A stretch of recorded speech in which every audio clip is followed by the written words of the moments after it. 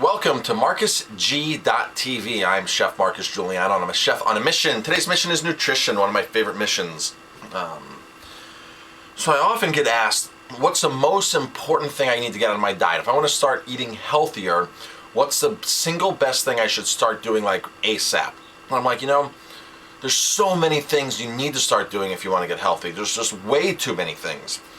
But I'm going to talk about an article about sugar that just came out, because a lot of people just downplay sugar and they're like, oh, it's not that bad, it's now that the whole scare of sweet and low, that the chemical sweeteners, people are like, just switch back to sugar, it's okay. I'm like, oh my gosh, you guys are killing me with this sugar stuff. All sugar, all white sugar, all refined white sugar, sugar in the raw, and chemical sweeteners like Splenda, chemical sweeteners like Splenda, it's a chemical, and sweet and low, aspartame, that whole family, NutraSweet, anything that, the fake sugar, no calorie sugar, all that needs to be out of your diet ASAP. First of all, there's serious health implications to the chemical sweeteners, the no calorie chemical sweeteners. But here's a great story. University of Utah did a study, sugar toxic to mice in safe doses. New test since 3 sodas daily hurt lifespan and reproduction. 3 sodas daily, which is equivalent to what we would be having, not 3 sodas to mice, because they gave mice what's so-called a safe dose of sugar, and that safe dose of sugar is equivalent for us having 3 sodas a day. Lifespan cut in half here when mice were given safe doses of sugar. So here's what happens when you consume sugar. And sugar's been a taboo for centuries. Centuries sugar's been a taboo, and here's been the problem. The Catholic Church, when they realized how lucrative the sugar industry was, they went in and started buying sugar plantations, as a source of income. Well, what happened was, when you went to your doctor in the 1600s, he would tell you to get off the sugar. Simple as that. You're not feeling good? Cut the sugar out. Well, then what happened was the Catholic Church said, well, now this is a major conflict of interest. Doctors are telling their patients not to consume sugar. We own sugar plantations. It's very lucrative. We need to keep expanding the sugar empire.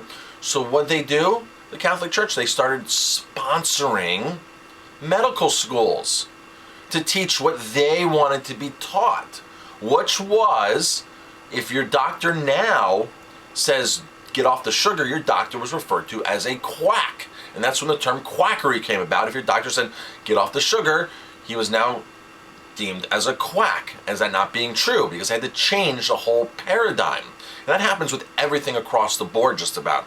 For example, the ADA, the American Dietetic Association, which was renamed, gets funding from Pepsi, Coke, the corn syrup industry, the sugar industry, up to the tune of $5 million a year. These corporations, these big industries, come in and sponsor the ADA. Well, what do they sponsor the ADA for? They're not sponsoring the ADA to tell them, well, cut off the Coke and stop the soda and high fructose corn syrup. No, they're going in there to tell them that this stuff is safe. Let's teach this stuff is safe in responsible amounts and safe amounts, in moderation or whatever. It goes as far, and I've said this many times on my blog, on my videos. I had a conversation with an ADA certified new dietitian at the hospital, and she swears that a spoonful of corn syrup metabolizes the same as a pear does, and that's impossible.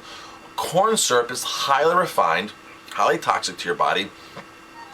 Pear has its natural enzymes, natural enzymes. It has its fiber, and it's a fruit in its whole form. Now, if you're going to take that pear and juice it and pasteurize it, that sugar's different than the sugar that's actually intact in the pear while it's living, So that's how that comes about. You get special interests, and this has gone back centuries, as in the case of the Catholic Church, gone back centuries to get their influence across and their, for usually financial gains, and it's a shame. So here's what happens when you consume sugar, It's called glycation. So imagine a fresh raw chicken, nice skin, raw chicken, and it's getting ready to get roasted. That chicken goes in the oven and comes out of the oven a couple hours later, an hour and a half later. You take a look at the chicken before and the chicken after, right? That's glycation on a cellular level. That's what sugar does to you on a cellular level. It glycates all of your cells like that. So, when you eat a donut, when you have coffee with sugar in it, when you have anything with a sweetener, a refined sweetener like white sugar, turbinado sugar, sugar in the raw is a scam. Then what happens is your cells don't know, oh, Marcus is only having one donut today, he's only having one cup of coffee with one spoonful of sugar. Let's not die, let's not glycate. That's not the case. You see, on a cellular level, your cells know no difference. They know no moderation. It's life or death. Whatever you put into your system, whatever you put into your mouth, is life or death on a cellular level. Your cells don't play the moderation card. The moderation card is BS. You might like Dunkin' Donuts coffee with sugar in it. You might like a Starbucks Frappuccino, whatever it is. But you have to realize what you're doing. You're glycating your cells. That's it. Your cells are dying from what you're consuming. You can't live in this fantasy world of saying, it's only one today. I only do this a couple times a week, or I only have, I want to treat myself, and it's okay if I treat myself. Sure, it might be okay for you mentally to treat yourself, but it's not okay cellularly, on a cellular level, for you to treat yourself. That's the issue. Okay, so sugar should be the first thing that goes out of everybody's eye. Now, a lot of people say, oh, where do I start? Where do I start? You know what? Start with as much as possible. Start with as much. Well, start exercising, start consuming more water, get rid of white flour, get rid of the white sugar. Get rid of wheat if you can, especially refined wheats. Start rotating things in your diet. So if you're having food allergies or food sensitivities, they go, you can then notice what you're responding to, because if you eat oatmeal every day, you're not going to notice that oatmeal is the thing that's bothering you. But if you eat it once a week or every 5 or 6 days, then you're going to say, oh gee, after oatmeal now I feel bad. It must be the oatmeal. Let's weed that out of my diet for a month, 2 months, and then weed it back and move it back in slowly and see what happens. So there's a lot to do, and I personally love to just jump right in, just go for it. A lot of people say, well, where do I start? You know what? If you're that serious about starting a health regime, check into a retreat. Go to Ann Wigmore in Puerto Rico. Go see Dr. Gabriel Cousins at Tree of Life. Go somewhere where you can be under the care of specialists for a week to 2 weeks and just totally detox and start all over and be forced to, this is what I'm eating. There's no more, well, I'm going to have a hot dog on a whole wheat bun with ketchup. No. You're having fresh juice, you're having alive foods, you're having high alkaline foods. You're learning how to make your foods. That's the key. You want to have some kind of sweetener in your life. Here's what I recommend. Maple syrup, organic maple syrup if preferable, evaporated coconut blossom sap, known as palm sugar, has a lot of minerals, some fiber still intact in it. But really the best way to get sweetness in your life is load up on fruit.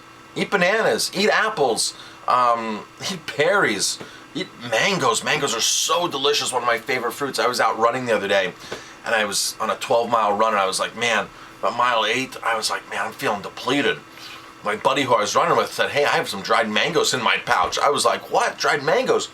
Popped a couple of those in, and such a burst of energy. We were in the downpouring rain. I was like, oh my gosh, just as soon as I put it in my mouth, I was like, wow. Got that instant energy boost and just clocked it out for the next 4 miles. It was awesome.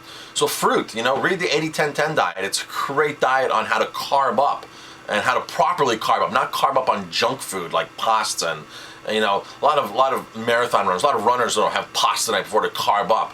Man, I carb up on bananas. I carb up on fruit. That's how I carb up to go out for my runs, especially my long distance runs when I'm rocking that out. So, Chef Marcus Giuliano, thank you for watching. If you like this video, please hit like, subscribe to my channel, send me questions, chef@chefonamission.com, and I will be happy to respond. Thanks.